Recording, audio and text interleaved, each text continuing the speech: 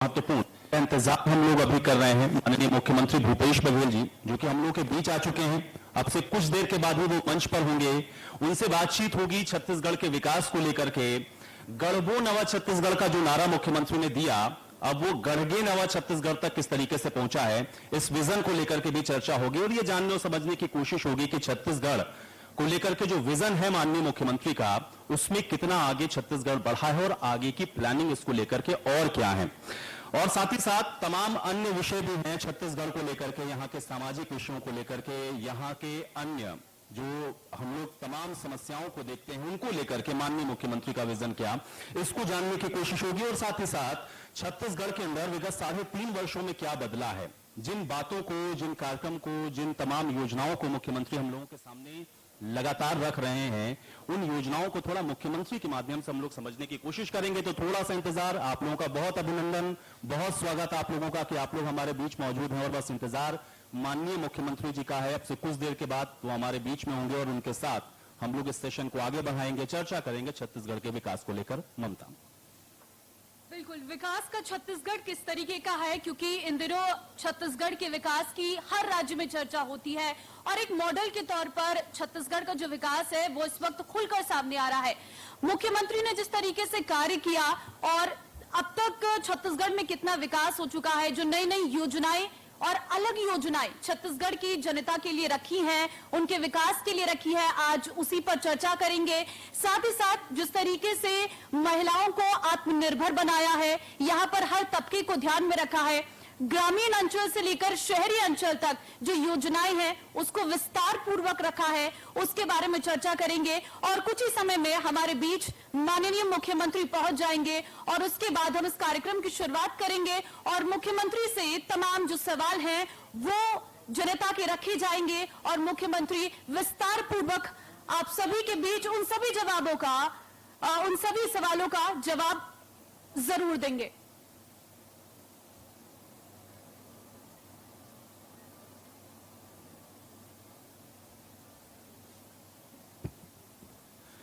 तो नमस्कार, India news Chhattisgarh के इस मंच कार्यक्रम में आप सभी का बहुत बहुत स्वागत और अभिनंदन है। आज इस मंच से बात होगी गढ़बो नवा छत्तीसगढ़ से गढ़गे नवा छत्तीसगढ़ के सफर की, क्योंकि आपको पता है कि विकास का छत्तीसगढ़ मॉडल इन दिनों पूरे देश में चर्चा का विषय है और उसका ही नतीजा है कि अपने देश में जहां अन्य राज्य इन योजनाओं को अपना रहे हैं, एक विकास के मॉडल के तौर पर इस समय छत्तीसगढ़ को देखा जा रहा है। अगर उसका श्रेय किसी को जाता है तो वो है छत्तीसगढ़ के लोकप्रिय मुख्यमंत्री माननीय भूपेश बघेल जी। लेकिन यहां पर छत्तीसगढ़ के विकास के बारे में कुछ चर्चा करनी बहुत जरूरी है और जिस मॉडल का हम लोग यहां पर जिक्र कर रहे हैं आज, उसको मुख्यमंत्री के माध्यम से ही हम लोग समझने की कोशिश करेंगे कि आखिर गढ़बो नवा छत्तीसगढ़ का जो नारा दिया था उससे गढ़गे नवा छत्तीसगढ़ तक पहुंचते पहुंचते छत्तीसगढ़ में क्या बदला है। तमाम योजनाएं आपने लगातार सुनी, इसके पहले भी मैंने आपको बताया कि किस तरह से इन योजनाओं के माध्यम से छत्तीसगढ़ को पूर्णतः आप देख रहे हैं कि आगे बढ़ाने की जो कोशिश है वो माननीय मुख्यमंत्री भूपेश बघेल जी के द्वारा लगातार की जा रही है। और अब मुख्यमंत्री जी हमारे बीच चूंकि मौजूद हैं, इसलिए हम लोग आमंत्रित करेंगे मुख्यमंत्री भूपेश बघेल जी को कि आप मंच पर आए। बहुत अभिनंदन, बहुत स्वागत आपका, तालियों के साथ मुख्यमंत्री भूपेश बघेल जी का स्वागत करें। और इस सत्र को संचालित करेंगे इंडिया न्यूज के पॉलिटिकल एडिटर रजत राकेश टंडन जी। रजत जी, आप भी मंच पर आए। लेकिन इस सत्र को हम लोग शुरू करें उससे पहले हम लोग इंडिया न्यूज छत्तीसगढ़ के चैनल हेड अजय निगम जी को आमंत्रित करना चाहेंगे। अजय निगम जी, आप भी आए और मुख्यमंत्री का एक बार अभिनंदन आप करें, क्योंकि आज का दिन बहुत महत्वपूर्ण है, बहुत खास है। ये नुकीला है, ये चलेगा। ये वाला ये भी नुकीला है, धारदार है, ये हाथ में लोग टूट जाएगा। कहाँ के पास चलिए, अजय निगम जी, माननीय मुख्यमंत्री जी का अभिनंदन करें आप। और आज का दिन दोस्तों बहुत महत्वपूर्ण है, बहुत खास है आज का दिन इंडिया न्यूज के लिए। आज आपके प्रदेश के लोकप्रिय मुख्यमंत्री माननीय भूपेश बघेल जी हमारे बीच मौजूद हैं। लेकिन उससे पहले आज का दिन इसलिए खास है क्योंकि आज हम अपना डिजिटल प्लेटफॉर्म भी लॉन्च करने वाले हैं और मैं माननीय मुख्यमंत्री जी से अनुरोध करूंगा कि इंडिया न्यूज के इस डिजिटल प्लेटफॉर्म को लॉन्च करें और अपने कर कमलों से इस डिजिटल प्लेटफॉर्म को लॉन्च करते हुए आज छत्तीसगढ़ वासियों के लिए इस सौगात को आप समर्पित करें, क्योंकि अब छत्तीसगढ़ की जनता अपनी उन तमाम खबरों को डिजिटल माध्यम से भी देख सकेगी और डिजिटल माध्यम से कैसे छत्तीसगढ़ की जो जनता है वो जुड़ेगी इन खबरों के माध्यम से। माननीय मुख्यमंत्री जी के द्वारा इसका शुभारंभ। बहुत शुक्रिया भूपेश बघेल जी। और आज से एक नई शुरुआत। अब छत्तीसगढ़ की जितनी भी खबरें, जितने भी वीडियोस, जितनी राजनीति, सारी डिजिटल प्लेटफॉर्म्स पे आपको मिलेगी। आपने उसका शुभारंभ किया, बहुत शुक्रिया। हमारे बीच मंच पर इंडिया न्यूज के छत्तीसगढ़ के मुख्यमंत्री भूपेश बघेल जी हैं। सर, सबसे पहले गढ़बो नया छत्तीसगढ़, 3.5 साल, 5 बड़ी उपलब्धियां सरकार की। देखिए, छत्तीसगढ़ में जो गढ़बो नवा छत्तीसगढ़ का जो कार्यक्रम है या हम लोग जो संकल्प लिए हैं जी, उसके पीछे छत्तीसगढ़ के महापुरुषों की सोच है। छत्तीसगढ़ में जो यहाँ गरीबी है, भुखमरी है, अशिक्षा है, बेरोजगारी है, ये तमाम मुद्दों को लेकर हमारे जो महापुरुष हैं छत्तीसगढ़ के, वो हमेशा चिंता व्यक्त करते थे। उनके चिंतन में यही सब बातें रहती थी। और जब छत्तीसगढ़ राज्य बना तो दुर्भाग्य से 15 साल रमन सिंह जी मुख्यमंत्री रहे और उस विचारधारा या सोच के वो व्यक्ति नहीं थे। वो जो मूल भावना थी छत्तीसगढ़ राज्य बनाने के पीछे, उस दर्शन को लेकर आगे नहीं बढ़े। हम लोगों ने फिर कहा कि गढ़बो नवा छत्तीसगढ़, और उसमें तमाम उन लोगों को जो हमारे गरीब हैं, किसान हैं, आदिवासी हैं, अनुसूचित जाति के लोग हैं, उन तमाम लोगों के लिए कार्यक्रम हम लोगों ने बनाया। और उसमें आपने 5 कार्यक्रम की बात कही, तो सबसे पहली बात तो ये है कि राजीव गांधी किसान न्याय योजना, क्योंकि छत्तीसगढ़ किसानों का प्रदेश है जी, और इसलिए किसानों की स्थिति में सुधार के लिए आप पंजाब, हरियाणा या उत्तर प्रदेश के कुछ हिस्से की बात करें तो वहाँ तो 2 फसल और 3 फसल लेते हैं क्योंकि पानी हाथ में है। यहाँ उससे अधिक वर्षा होती है, उसके बाद भी पानी हमारे यहाँ सफिशिएंट। हमारे पास दूसरे फसल के लिए नहीं, बहुत कम जमीन है जिसमें हम 30% जमीन में ही दूसरी फसल ले पाते हैं। तो इसलिए हम लोगों ने सबसे पहले सोचा कि किसानों की अर्थव्यवस्था सुधारें। ठीक। और उसके लिए राजीव गांधी किसान न्याय योजना, पहले तो 2500 रुपये क्विंटल में धान खरीदी कर रहे थे, भारत सरकार ने डंगा लगाया, तो फिर अब उसमें 9,000 रुपया इनपुट सब्सिडी राजीव गांधी किसान न्याय योजना के माध्यम से दे रहे हैं। मैं समझता हूं कि जो राशि हम लोग दे रहे हैं, देश में इतनी राशि कोई प्रदेश नहीं दे रहा किसानों को। दूसरा जो योजना है, हम गोधन न्याय योजना, पूरे देश में गाय के नाम से राजनीति हुई, मारपीट भी हुए, थाने तक मामले पहुंचे, लोगों की हत्याएं भी हुई, मॉब लिंचिंग हुआ, राजनीति भी हुई, लेकिन गौ माता की सेवा किसी ने नहीं किया। अलग अलग प्रकार की योजनाएं बना के लेकर आते रहे, लेकिन हम लोगों ने कहा गौ माता की सेवा भी होना चाहिए और धरती माता की भी सेवा होना चाहिए। कि हमारा अकेला राज्य है, भारत माता के अलावा यदि किसी राज्य को माता के नाम से पुकारा जाता है तो छत्तीसगढ़ को छत्तीसगढ़ मातारी के रूप में हम लोग जानते हैं। तो अपनी छत्तीसगढ़ मातारी की भी हमको सेवा करना है। तो गोधन न्याय योजना के माध्यम से गोबर खरीदी, वर्मी कंपोस्ट बनाने का काम और गौ पालकों के आर्थिक स्थिति सुधार के साथ साथ धरती माता की भी सेवा हम लोग करें, ताकि ये जमीन जो धरती से हम लोग लेते हैं वो वापस करें। आज कार्बन उत्सर्जन से पूरा विश्व चिंतित है, ग्लोबल वार्मिंग से पूरा चिंतित है। हम एक सॉल्यूशन, छोटे से सॉल्यूशन देने की कोशिश की है कि यदि कार्बन उत्सर्जन हम कम करें तो जो पराली हम लोग जलाते हैं, और जैसे सुप्रीम कोर्ट भी चिंतित रहता है कि भाई दिल्ली को गैस चैम्बर बना दिया गया है, तो हमारे यहाँ हमने किसानों से अपील की, ये पैरा जलाए मत, बल्कि पैरा दान कर दें। और अधिकांश किसान गौठानों में पैरा दान करते हैं, पैरा संग्रहण करने काम करते हैं, जिसे पराली बोलते हैं आप लोग, तो हमारे यहाँ पैरा बोलते हैं। उसको हम लोग चारा के रूप में उपयोग कर देते हैं, तो कार्बन उत्सर्जन नहीं हुआ। और जो गोबर के कारण से शहर में आप देखेंगे तो गंदगी फैली रहती थी। आज शहर में कोई गोकुल धाम की मांग नहीं कर रहा है, डेयरी से कोई परेशानी नहीं है, क्योंकि रोज गोबर बिक जाता है। तो गोधन न्याय योजना हमने शुरू की और लगभग अभी तक के 150 करोड़ की गोबर हमने खरीद लिया है। 75 लाख क्विंटल गोबर हमने खरीदा है पिछले 2 सालों में। तो दूसरा गोधन न्याय योजना। तीसरी योजना है जो श्रमिकों के लिए है, पूरे देश में कहीं ये योजना नहीं है, पहली सरकार है हमारी जिसमें भूमिहीन श्रमिकों को भी हम लोग 7,000 रुपये वार्षिक हम लोग देने का काम कर रहे हैं। तीसरी योजना। चौथी योजना, हमारे स्वास्थ्य की बड़ी समस्या है, नक्सल प्रभावित क्षेत्र भी है, जंगल भी बहुत है, 44% भूभाग है, वो जंगलों से आच्छादित है, तो वहाँ स्वास्थ्य सेवाएं ठीक नहीं रही है और कुपोषण भी बहुत, और महिलाएं एनीमिक भी है। तो इसको ध्यान में रखते हुए हमने मुख्यमंत्री हाट बाजार क्लिनिक की योजना शुरू की। ठीक। हर हाट बाजार में हमारे स्वास्थ्य विभाग के लोग, डॉक्टर हैं, स्टाफ हैं, वो जाते हैं, मुफ्त में इलाज करते हैं, दवाई भी मुफ्त में दे रहे हैं।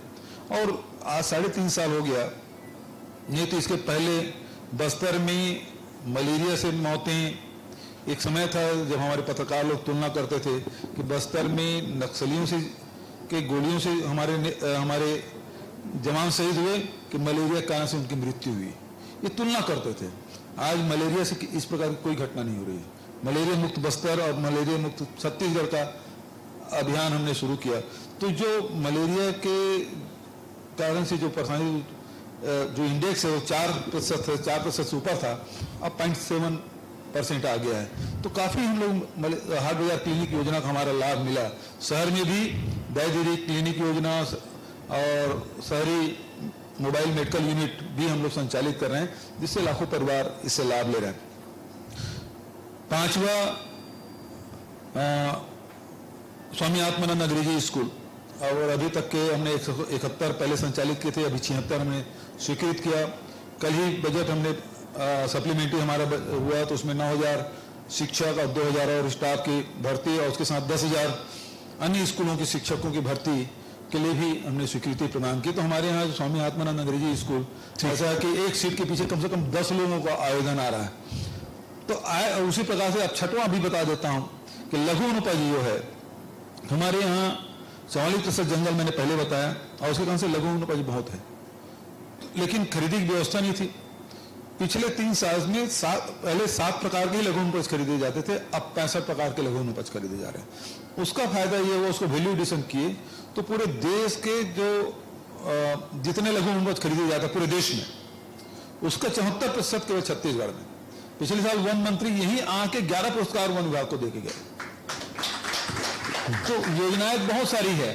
अब आपने 5 बोला तो आपने 6 बता दिया सर जी। लेकिन विपक्ष ये कहता है कि यूथ को लेकर, रोजगार को लेकर जितना काम होना चाहिए था उतना नहीं हुआ। सबसे ज्यादा अगर आड़े हाथों बीजेपी आपको छत्तीसगढ़ में लेती है तो वो रोजगार के नाम पर लेती है। ठीक है साहब, यदि आप रोजगार के आंकड़े देखें तो सबसे कम बेरोजगारी हमारे छत्तीसगढ़ में। दूसरी बात यह है, रोजगार के जो अवसर हैं सब हम प्रदान कर रहे हैं। शासकीय भर्ती, ये तो 15 साल रहे, एक शिक्षक की भर्ती नहीं कर पाए।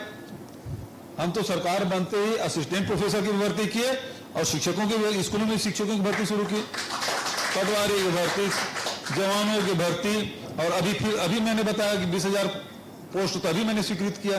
तो लगातार जितने शासकीय पद हैं उसकी स्वीकृति।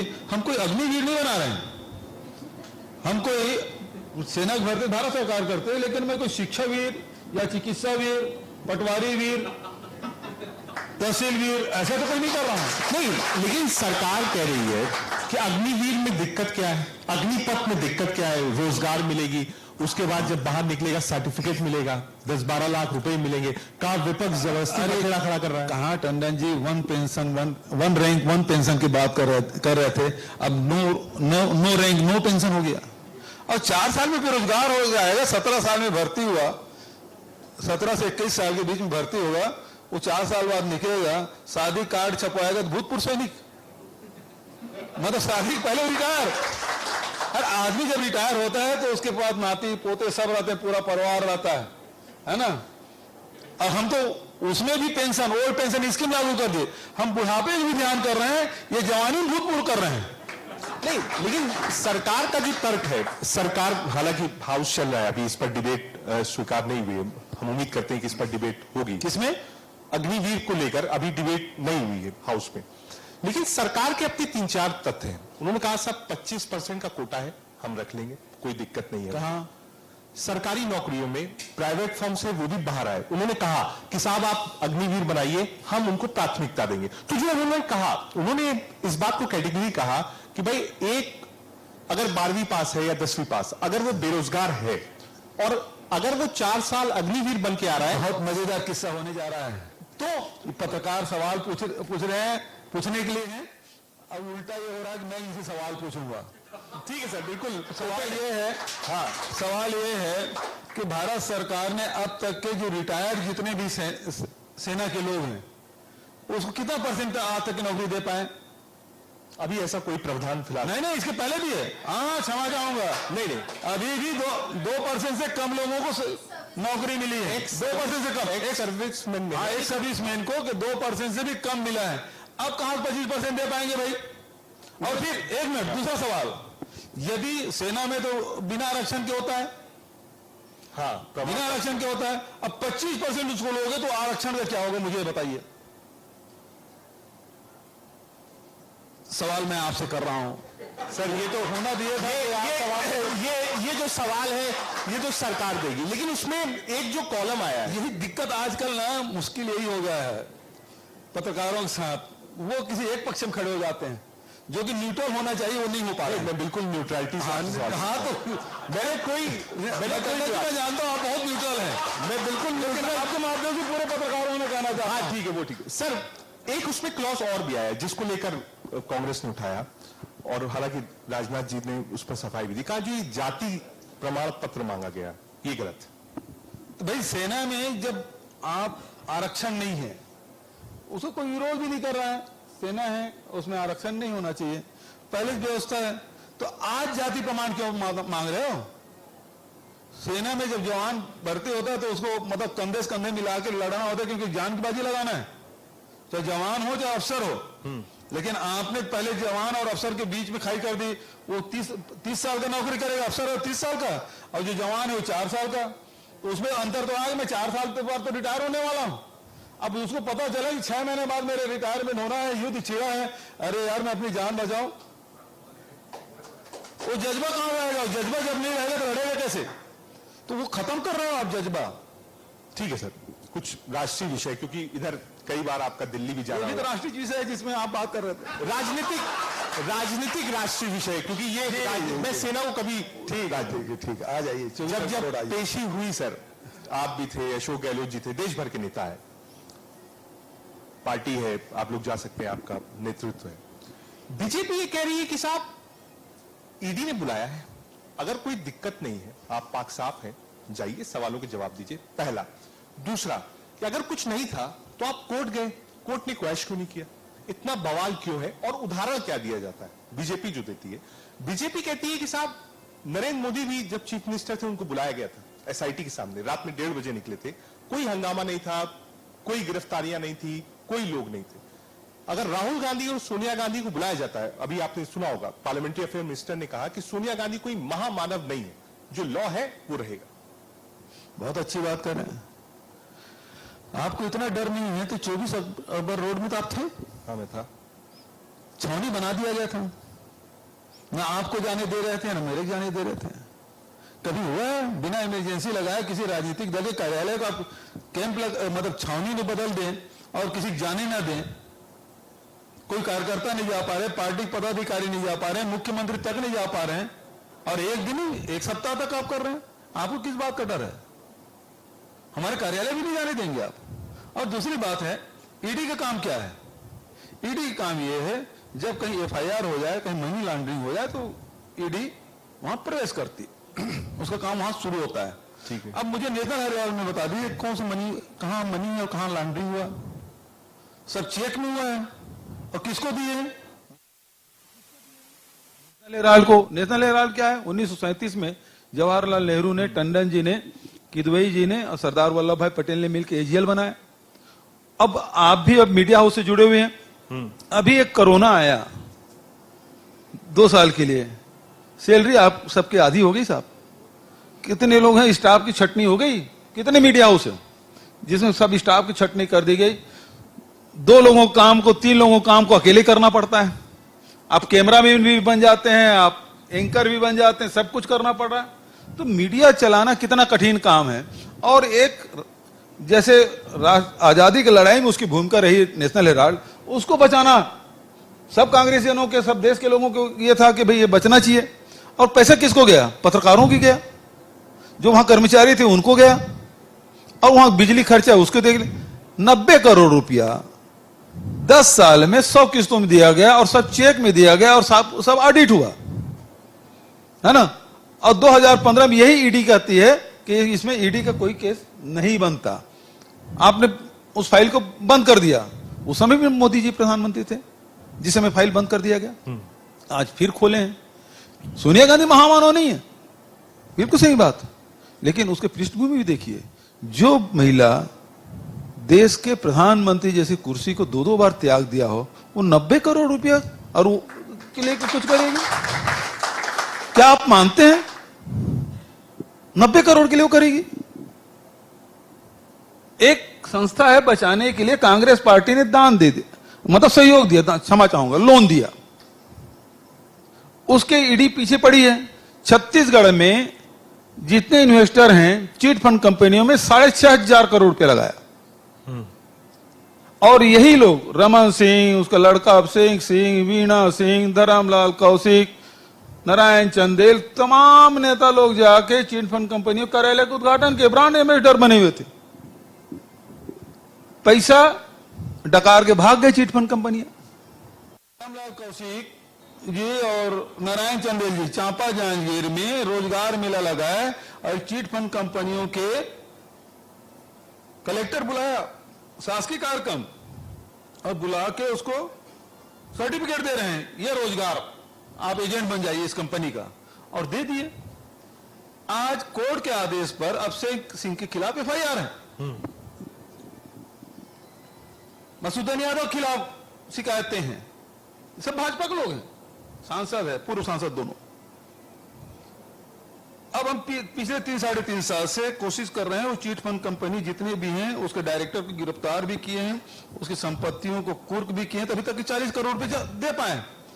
मामला 6,500 करोड़ का है, अभी तक हम 40 करोड़ ही वापस कर पाए। तो मैंने लिखा चिट्ठी भारत सरकार को कि भैया इसमें मनी लॉन्ड्रिंग हुआ है, गरीब जनता का पैसा है, आम जनता का पैसा है, नौकरी पेशा वालों का पैसा है, किसान का पैसा, मजदूर का पैसा है, कोई अपनी बेटी की शादी के लिए, पढ़ाई के लिए, घर मकान बनाने के, कोई जमीन बेच के भी पैसा जमा किया है। तो इसमें जांच करें ये पैसा कहां हुआ। मनी तो है 6,500 करोड़ रुपया, आप कह रहे हैं लॉन्ड्रिंग हुआ है। बीजेपी अपने लोगों पर जांच नहीं करवा रही। वही तो मैं कह रहा हूं, इसलिए तो मैंने चुनौती दी कि आप में हिम्मत है तो रमन सिंह है उसके बेटे बुला पूछताछ करिए, ये 6,500 करोड़ गया कहां। तो आप सुविधा अनुसार कर रहे हैं, आप संविधान की शपथ लिए हैं, तो आप काले धन को या मनी लॉन्ड्रिंग जहां हुआ है उसकी जांच करेंगे। मैंने लिख के दे दिया साहब, फिर क्यों नहीं हो रहा? आप देखिए कार्रवाई बंगाल में चल रही है, महाराष्ट्र में कार्रवाई चली, फिर आप दिल्ली में चली।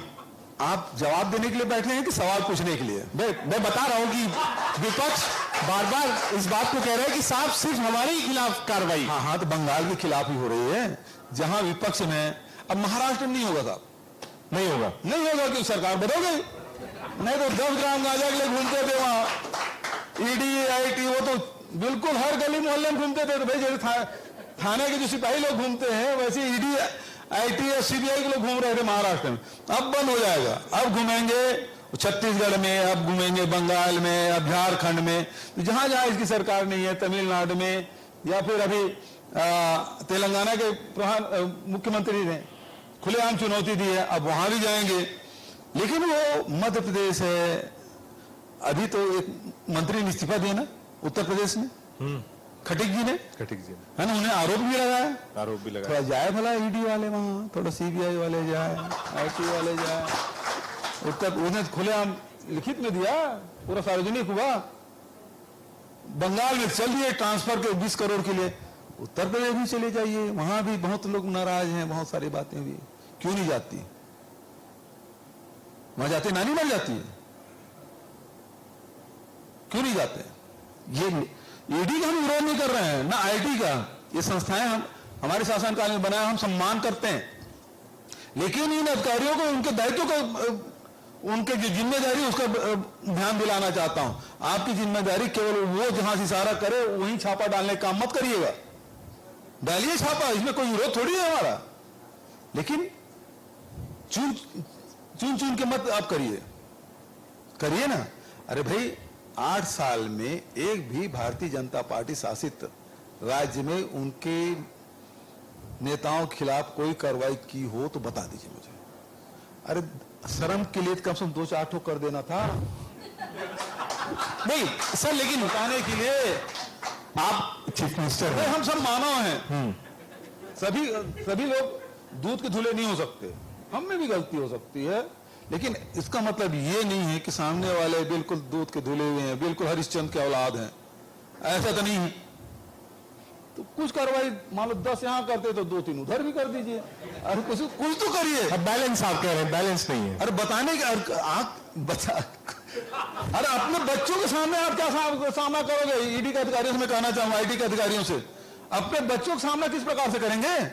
पत्नी सामने क्या नजर मिला के बात करेंगे कि आपने शपथ ली है संविधान की, देश के सेवक हैं आप, तो आपकी जिम्मेदारी है कि आप कहीं थोड़ा सा निष्पक्ष है ही नहीं, अरे दिखने की कोशिश कर लीजिए, बस इतना मेरा निवेदन था। ठीक है सर, क्योंकि आपने महाराष्ट्र का जिक्र किया, आपकी मिली जुली सरकार थी, महाविकास आघाड़ी थी, कांग्रेस भी उसमें पार्ट थी।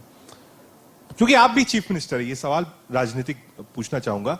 एक चीफ मिनिस्टर के 40 विधायक चले जाते हैं, उसको खबर नहीं होती, तो क्या इसके लिए भी पूर्णतः ईडी को जिम्मेदार मानेंगे? एक चीफ मिनिस्टर के 40 से ज्यादा विधायक स्टेट छोड़कर जाते हैं, कहीं और चले जाते हैं, उसको कोई खबर नहीं होती। बिल्कुल सही कहा आपने। जब ऐसा है, ईडी आईटी जब किसी के पीछे लगे, वहां एक विधायक है, आजकल तो हिंदू मुसलमान पूरे देश में चल रहा है, लेकिन सत्तार साहब हैं वहां विधायक महाराष्ट्र में, वो हिंदुत्व को बचाने के लिए वो गुवाहाटी गए थे। हिंदुत्व खतरे में था, उसको सत्तार साहब बचाने गए थे। सत्तारी नाम होगा शायद उसका विधायक का, है ना?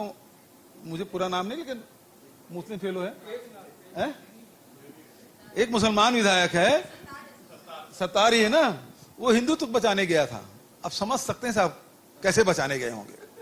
ठीक है सर, तो वो तो हंडी के एक चावल छूने से पता चल जाता है कि वो कैसे गए। ठीक है, ये स्टेट था जहां कांग्रेस थी। एक सवाल सर, जो राष्ट्रपति चुनाव में वोटिंग हुई है, इसको लेकर भी खड़ा है पार्टी के सामने। आप देखिए, कई अलायंस पार्टनर थे आपके, जैसे आप जेएमएम के साथ सरकार में हैं, उसने आपको वोट नहीं दिया, उन्होंने कहा साहब हम मुर्मू जी को सपोर्ट करेंगे। और देश भर से ये खबरें आई हैं कि कांग्रेस के विधायकों ने और सांसदों ने क्रॉस वोट किया है, वो तो सब जानते हैं। अब ये तो जो किए उनसे पूछो भाई, क्या लीडर? मेरे से उनसे बात हुई नहीं है। नहीं, मैं इसलिए मेरे यहाँ भी 2 जने क्रॉस वोट किए, ऐसा पता चला। पहले 6 था, अब पता चला 2 है। तो अब वो मैं, चूंकि व्हिप तो जारी हुआ नहीं है, हाँ, व्हिप नहीं जारी होता है ना? राष्ट्रपति चुनाव में व्हिप जारी नहीं होता, नहीं होता। पार्टी लाइन पे होता नहीं, विपक्ष अपने खड़ा करते, सत्ता पक्ष अपने खड़ा करते। हम ये नहीं कर सकते आप इसको वोट दो ही, और उसमें तो किसी ने दे दिया होगा, हो सकता है गलती से गई हो, या 1-2 तो गलती से हो सकता है, लेकिन यदि कोई दर्जन के हिसाब से जाए तो वो गलती नहीं है। तो भाई उसके अब किस कारण से गए तो उनसे सवाल पूछा जाना है, मेरे पास तो संपर्क नहीं है। ठीक है, और मैं इसको मतलब कंडक्ट भी कर रहा था, तो मुझे जानकारी नहीं है। सर ओवरऑल अगर आप देखिए, और कांग्रेस की बात, लीडरशिप की बात करिए, श्रिंक हो रही है कांग्रेस पार्टी। आप देखिए, state by state Congress party lose कर रही है, और दिख नहीं रहा है कि कोई बहुत बड़ा स्टेट कांग्रेस पार्टी के पास आ रहा हो। इश्यूज कांग्रेस पार्टी उठाती है, लेकिन कनेक्ट नहीं हो पाता है, ऐसा क्यों? देखिए, जनता जो सुनना चाहती है उस बात को करोगे तो उसका लाभ मिलेगा। जनता जो नहीं सुनना चाहती, कितना भी अच्छा बात आप करेंगे तो आपकी बात नहीं सुनी जाएगी। हम यहां महंगाई की बात कर रहे हैं, बेरोजगारी की बात करते हैं, भ्रष्टाचार की बात करते हैं, लोगों के उत्थान और विकास की बात करते हैं। अभी जनता नहीं सुनना चाहती। लोग कहते हैं 500 रुपये भी पेट्रोल होगा तो तब भी मैं मोदी को वोट दूंगा। तो जब ये मानसिकता के लोग हैं तो फिर अब जो कहिएगा, लेकिन जिस दिन जब पेट की आग भड़केगी और जो खाना नहीं मिलेगा, तो जो श्रीलंका में हुआ है ना, वही होगा। आप मानते हैं वो स्थिति यहां पर भी आ सकती है? आपकी स्थिति क्या है? बहुत कम अंतर है श्रीलंका और इसमें। हालांकि यहाँ के अर्थव्यवस्था के बहुत सारे विविधता है, श्रीलंका से हम तुलना नहीं कर सकते, लेकिन जो लाइन था वो यही था, सिंगलियों को ऊपर बढ़ाओ और जितने भी तमिल के लोग हैं, हिंदू हैं, क्रिश्चियन हैं, मुस्लिम हैं, उसको दबाने का काम किया। तो गोडबाया है वो हीरो बन गया, जनता उसके पीछे पागलों की तरह दौड़ती थी। लेकिन जब अर्थव्यवस्था चौपट हुआ और वही लोग कहते थे कि हम भूखे रहेंगे लेकिन गोडबाया को राष्ट्रपति बनाएंगे, लेकिन सच में जब भूख लगी तब पता चला भूख की कीमत क्या है। तो फिर गोडबाया के पीछे पड़े और झोला उठा के चल दिए बॉस। ठीक है, ठीक है, आपका अपना विश्लेषण हो सकता है, लेकिन आपने जो इश्यूज रेज किए सर, आप देखिए जब जीएसटी इंप्लीमेंटेशन हुआ था उस वक्त, उसके बाद गुजरात इलेक्शन हुआ, डिमोनेटाइजेशन आया, मैं कह रहा हूं ना, यूपी बात इलेक्शन। वही है, आप धार्मिक आधार पे वोट ले लेंगे और आपकी नीति असफल होगी। आपने पूरा वहां रासायनिक खाद बंद कर दिया, वहां के इतना लोन लिए जो अनुत्पादक था वो सब लोन लिए और उसके कारण उसकी अर्थव्यवस्था चौपट होगी। रोजगार मिला नहीं, किसानों को दाम मिला नहीं, लोग भूख मरने लगे, पेट्रोल नहीं मिला, डीजल नहीं मिला, गैस नहीं मिला, और इस कारण से ये परिवर्तन हुआ। श्रीलंका में यही तो हुआ ना। आज यहां क्या कर रहे हैं आप? भारतीय जनता पार्टी क्या नोटबंदी के नाम से वोट मांगी एक बार भी कोई नेता? जीएसटी के नाम से वोट मांगी है भारतीय जनता पार्टी? आप वोट किसी और नाम से मांगते हैं, कार्यक्रम कुछ और लागू करते हैं। एक चीज मुझे बताइए, अभी जितने लोग अब बैंकों का भी राष्ट्रीयकरण कर रहे हैं, निजीकरण कर रहे हैं, जो 69 में इंदिरा जी ने राष्ट्रीयकरण किया था, आम जनता के लिए खोला था, अब उसको निजीकरण कर रहे हैं। निजीकरण करने के बाद निजी लोगों के हाथों में आ जाएगा, आम जनता के लिए दरवाजा बंद हो जाएगा बैंकों का। और होगा क्या कि जैसे अभी मेहुल चौकसी, नीरव मोदी, ये सब बैंक लूट लूट के भाग गए, है ना, ललित मोदी भी भाग गया। लेकिन ललित मोदी को आज तक के भारत के सीबीआई वाले नहीं पकड़ पाए। बस वो सुष्मिता सेन थी जो उसके गिरफ्तार में आए हैं, तो भाई उसी को जिम्मेदारी दे देना चाहिए। तो आज स्थिति ये है, मैं कहना चाहता हूं बहुत गंभीर बात, यदि ऐसी 2-4 मिलेनियर भारत को छोड़ के और चला जाए तो स्थिति क्या बनेगी? नुकसान की बात बता रहे हैं कि अगर फ्लश आउट पैसा बाहर जाए, पूरा पैसा सब लोगों के अर्थव्यवस्था संकुचित होते जा रहा है। जैसे आप बोल रहे हैं ना, कांग्रेस संकुचित हो रहा है, सिमट रहा है, वैसे सब घरों के अर्थव्यवस्था भी सिमटते जा रहा है। कांग्रेस है वो सबके अर्थव्यवस्था फैलाने का काम करते हैं, चाहे रोजगार हो, व्यापार हो, सबके घर के अर्थव्यवस्था ठीक करने का काम करती रही।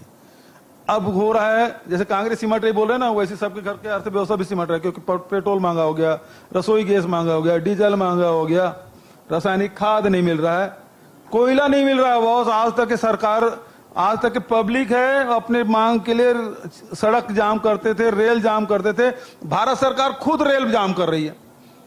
आज कल ही 20 यात्री ट्रेन फिर बंद कर दिए। क्यों? कोयला नहीं है।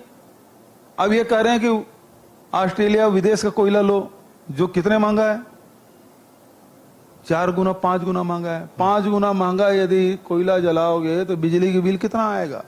कितने दिन तक आप बांध के रखोगे? तो घर की अर्थव्यवस्था तो और सिमट जाएगा। लेकिन आप वोट कब तक के देते रहोगे? जब तक के 500 रुपए नहीं हो जाएगा तब तक के।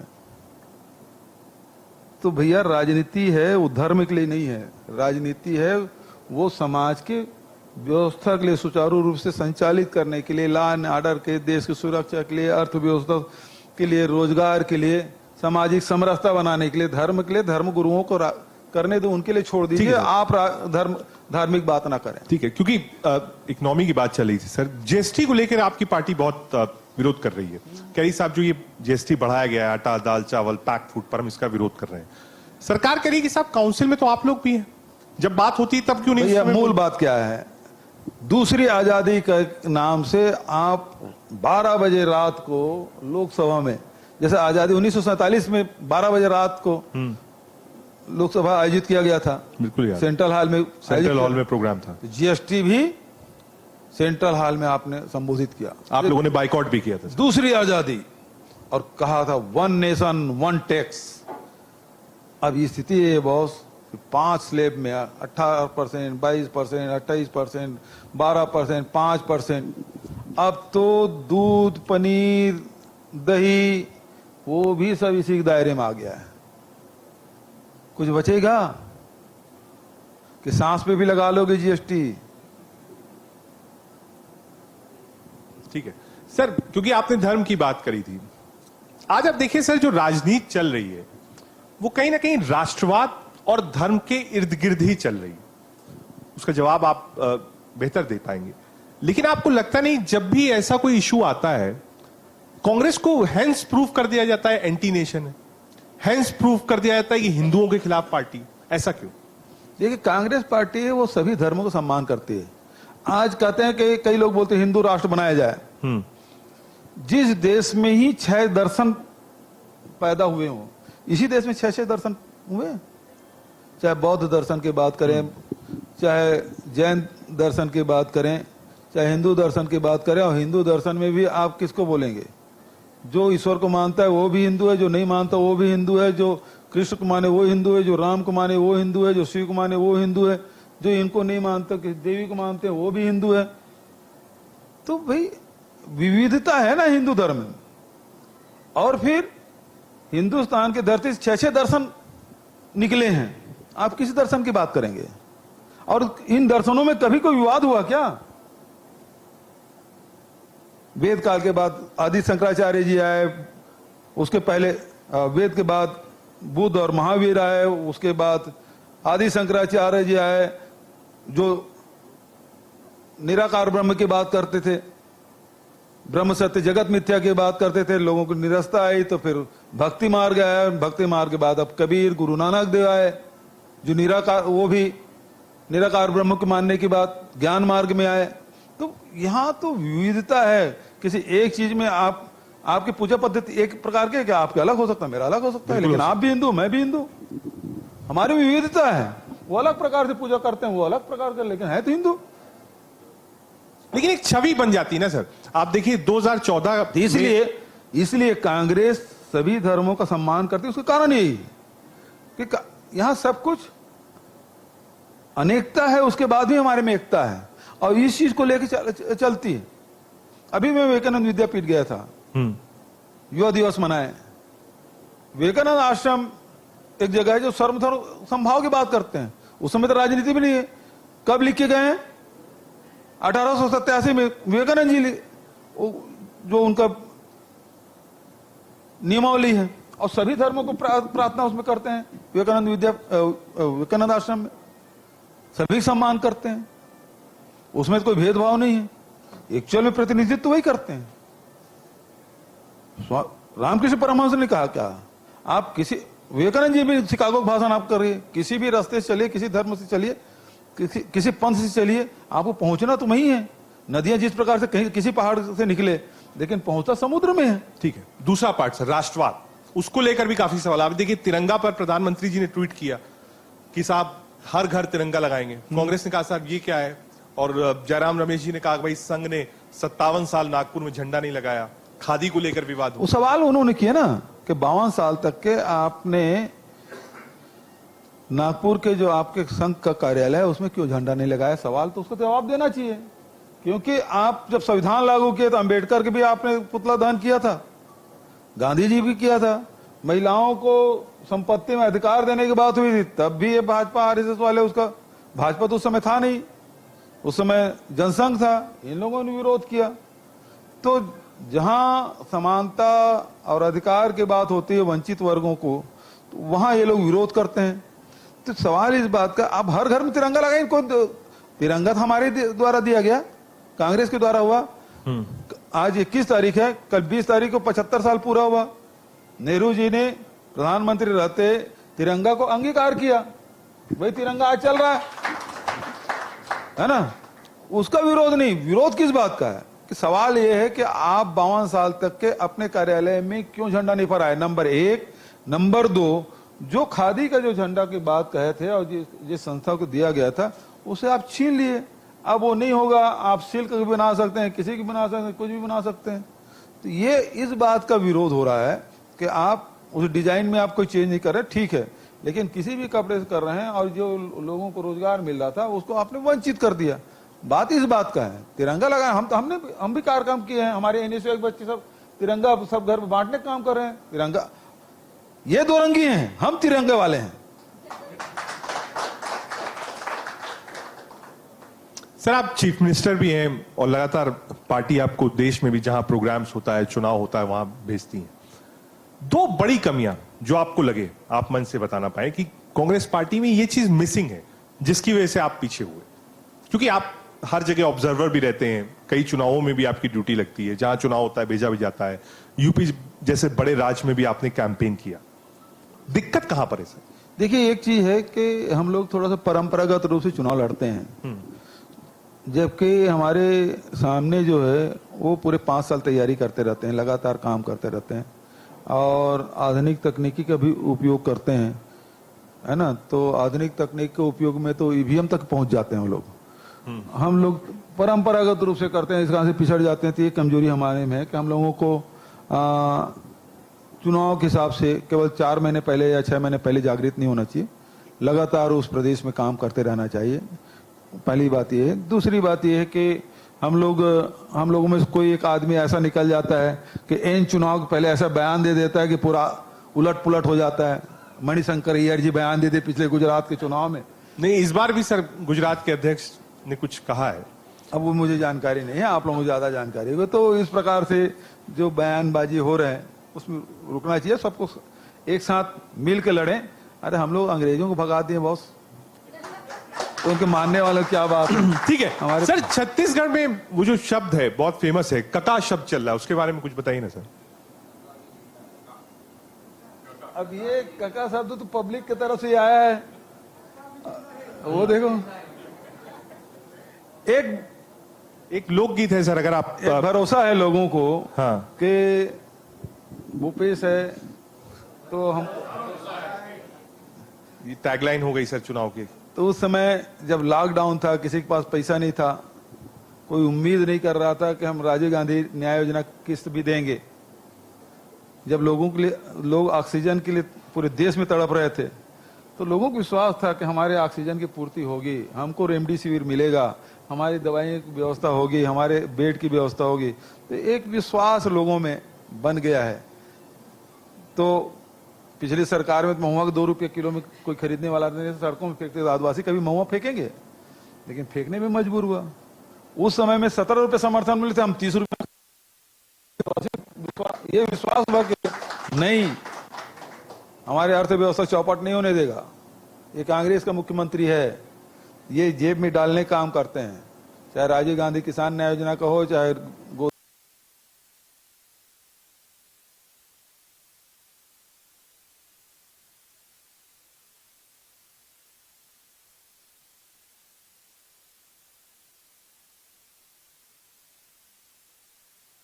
डेढ़ मिनट सिर्फ आपका लूंगा, बहुत अच्छा आरू आई है। हाँ कहा मैं कहा आरू बासी नून के मान बढ़ा दिस, बासी नून के मान बढ़ा दिस, गेड़ी भौरा बाटीला अभिमान देवा दिस, अभिमान देवा दिस।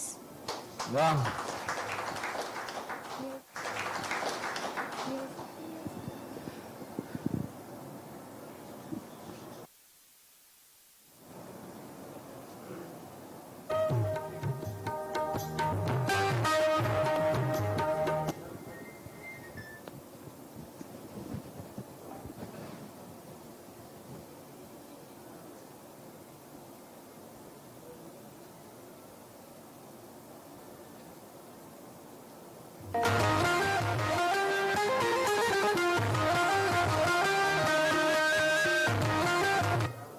कौन सा बोल के आ रहे हो? म्यूजिक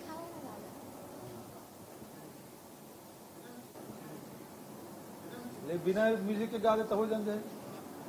संगी रे संगी रे संगी रे, गड़गे नवा छत्तीसगढ़, ये संगी झूमो नाचो। बढ़गे हमर छत्तीसगढ़, जी संगी झूमो नाचो। गड़गे नवा छत्तीसगढ़, जी संगी झूमो नाचो। बढ़गे नवा छत्तीसगढ़, जी संगी झूमो नाचो।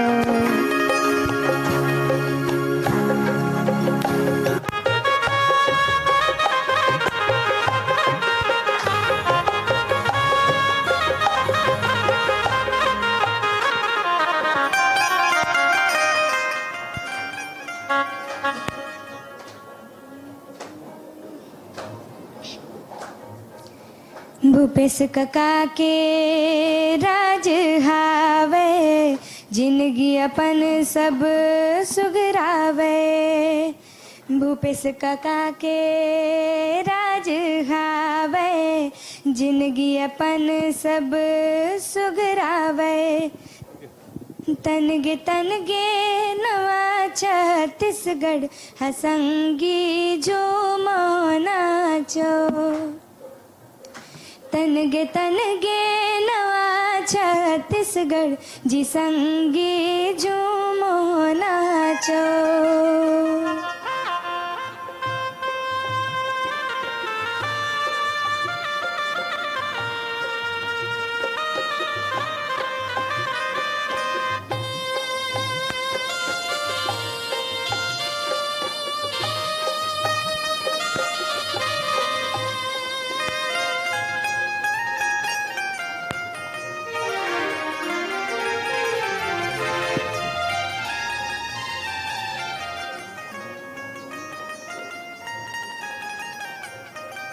नरवा गरवा घुरवा बारी, सजगे संगी बारी फूलवारी।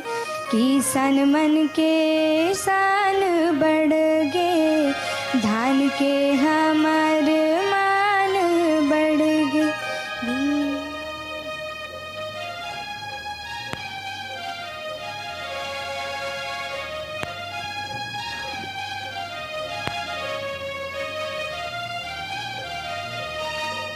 गौ माता के जिंदगी बन गे, जी संगी झूमो नाचो। गड़गे नवा छत्तीसगढ़, जी संगी झूमो नाचो। गड़गे नवा छत्तीसगढ़, जी संगी झूमो नाचो। गड़गे नवा छत्तीसगढ़, जी संगी झूमो नाचो। बोलो छत्तीसगढ़ महातारी की।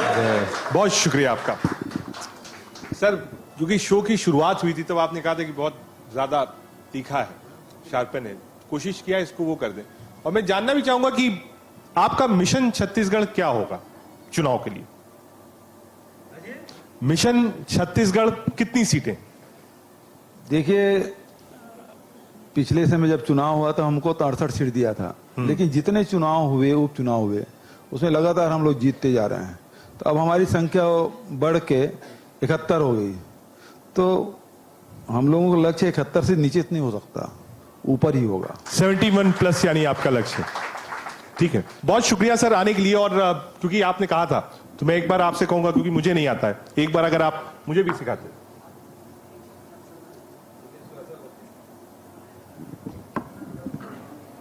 कोशिश करिए।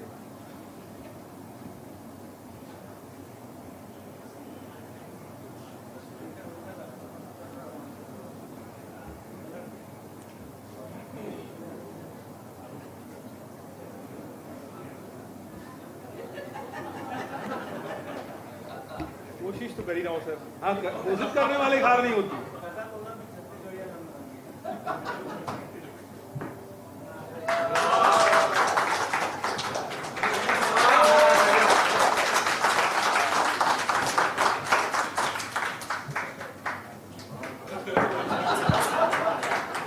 बहुत शुक्रिया सर मंच पर आने के लिए और हमको अपना कीमती वक्त देने के लिए। बहुत शुक्रिया सर, थैंक यू।